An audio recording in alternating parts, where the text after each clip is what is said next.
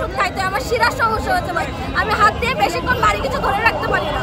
2 দিন পর পর রাস্তায় এসে নামতে হয়। আমরা 22,000 প্লাস আহত। আমাদের সবাই এমআইএস আছে, এমআইএস কপি আছে। যখন আমরা আন্দোলনে নেমেছিলাম তখন কিন্তু আমরা জানতাম না কার গায়ে কয়টা গুলি লাগবে। কারোর একটা লাগতে পারে, কারোর 5টা লাগতে পারে। সবাই অনাকাঙ্ক্ষিতভাবে আহত হয়েছে।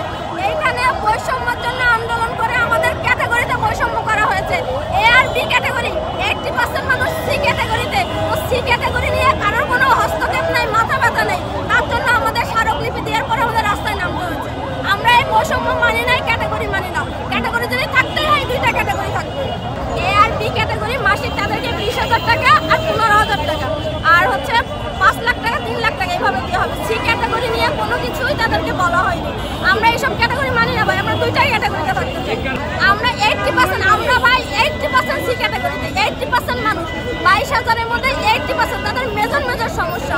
তাদেরকে এখন সিভিল সার্জন অফিসে, এ হসপিটালে হয়রানি করা হচ্ছে। আমরা ক্যাটাগরি মানি না ভাই। এটা সিভিল সার্জন নিজ নিজ জেলা থেকে দিয়েছে। তখন তো হচ্ছে তারা কিভাবে দিয়েছে এটাও জানি না। এই ক্যাটাগরির মধ্যেও বৈষম্য দেওয়া হয়েছে।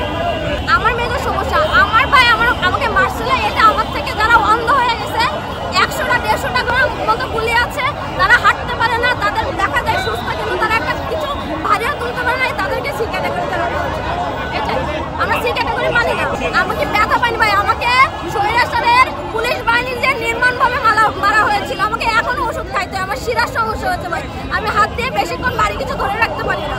মোটেও না, এটা সরকারের জন্য লজ্জাজনক, জাতির জন্য লজ্জাজনক এবং বাঙালি হিসাবে আমাদের জন্য লজ্জাজনক যে আমাদের 2 দিন পর পর রাস্তায় এসে নামতে হয়।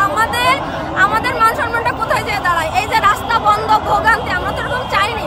আমরা কখনোই প্রথমে রাজপথে নামতে চাই না। আমরা স্মারকলিপি দিই, কথা বলি, আমাদের সাথে যোগাযোগ করা না হলে যখন আমাদের দাবি মানে না, আমাদের বাধ্য হয়ে রাস্তায় নামতে হয়। হ্যাঁ, আমরা স্মারকলিপি দিয়েছি, আমাদের সাথে কোনো যোগাযোগ করা হয়নি। আমরা যে ক্যাটাগরি মানি না, কিংবা কিসের ক্যাটাগরি, বৈষম্য বিরোধী ছাত্র আন্দোলনের মাধ্যমে বৈষম্য বিরোধী একটা দেশ গঠন করা আছে, সেখানে কিসের ক্যাটাগরি? হ্যাঁ মানছি, যারা গুরুতর অসুস্থ তাদেরকে রাখুক এই ক্যাটাগরিতে, বাকি যারা আছে তাদেরকে বি ক্যাটাগরিতে রাখুক। এখানে সিডি কোথা থেকে আসছে?